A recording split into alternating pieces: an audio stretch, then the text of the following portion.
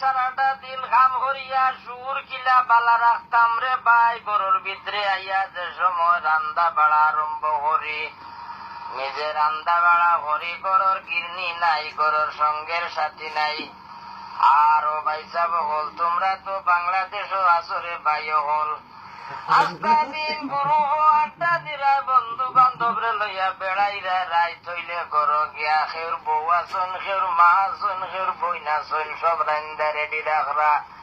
আমরা রে ভাই এই অভিজ্ঞতা নাই রে, আস্তা দিন ডিউটি করিয়া যে সময় রান্দা বাড়া করি, টাকা কিন্তু টিকু কামাইরা মাস শেষ হইলে বাংলার 70,000 টাকা ছাড়লাম।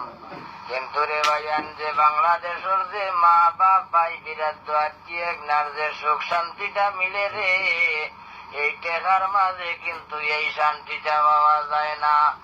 ও ভাইয়ান রে, তোমরা রে কইরাম রে ভাইয়ান, আমারে যে বারবার গুরুহর ভিতরে হারাই রায়, ও ভাইয়ান সময় দিতাম পারি না রে। আর যে আমি বারবার বার হয়ে যাই, তোমরা কইবাই বেটার না গীতা ডিমা হয়ে গেছে, বেটা বারবার হান্দাই আর বারবার বেটা বার হয়ে যায়। ও ভাইয়ান রে, তোরা বুঝতাই নাই, আমার মোবাইলে খালি খেট খেট খেট খেটের জ্বালায় ঘুমাইতাম পারি না।